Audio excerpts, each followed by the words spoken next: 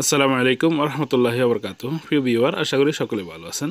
কাছে এবং দূরে, দেশে এবং বিদেশে যে যেখানে বসে আমার ভিডিওতে যুক্ত হয়েছেন সবাইকে স্বাগতম এবং শুভেচ্ছা। বন্ধুরা, আজকে আমরা যে বিষয়টি আপনাদের সাথে শেয়ার করব সেটি হচ্ছে যে কোনো এসি বোল্টকে আপনারা কীভাবে ডিসিতে রূপান্তরিত করবেন।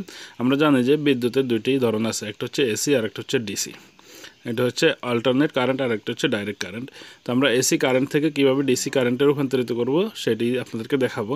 তো সেই জন্য আমরা নিয়েছি একটি ব্রিজ অথবা রেকটিফায়ার, আর আরেকটি নিয়েছি আমরা ব্রেকার, যেটাকে বলা হয় আরসিডি ব্রেকার।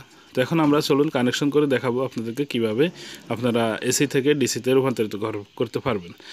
যদি আমার ভিডিওটি ভালো লাগে অবশ্যই চ্যানেলটি সাবস্ক্রাইব করবেন আর পাশে থাকা বেল আইকনটি প্রেস করে অল নোটিফিকেশন অন করে রাখবেন। তো এখন আমরা দেখাবো আপনাদেরকে কিভাবে আপনারা এসি থেকে ডিসি রূপান্তরিত করতে পারবেন।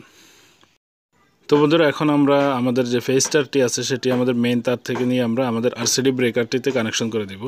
তারপরে আমাদের ব্ল্যাক তারটি, যেটা নিউট্রাল তার, সেটাকে আমরা আমাদের আরসিডিতে কানেকশন করে দেব। তারপরে আমাদের রেড তারটি, যেটা ফেজ তার, সেটি আমরা আমাদের রেকটিফায়ার বা ব্রিজের এসি যেই টার্মিনালটা আছে সেটিকে কানেকশন করে দেব। কানেকশন করার পরে আমাদের যে নিউট্রাল তারটি আছে, নিউট্রাল তারটি আমাদের অপর কোণে আমরা কানেকশন করে দেওয়ার পরে আমাদের যেই অবশিষ্ট যে দুটি টার্মিনাল থাকবে সেই দুটি টার্মিনাল থেকে আপনার আউটপুট ডিসি পাবেন। আপনি এইখানে আপনি যেই ভোল্টেজ দিবেন ইনপুটে সেই ভোল্টেজ আপনি ডিসি পাবেন। আমরা এখন আউটপুট ইনপুটে দিয়েছি 200 ভোল্ট এসি দিয়েছি, সেই জন্য আমরা এখান থেকে 200 ভোল্ট ডিসি আমরা আউটপুট পাবো।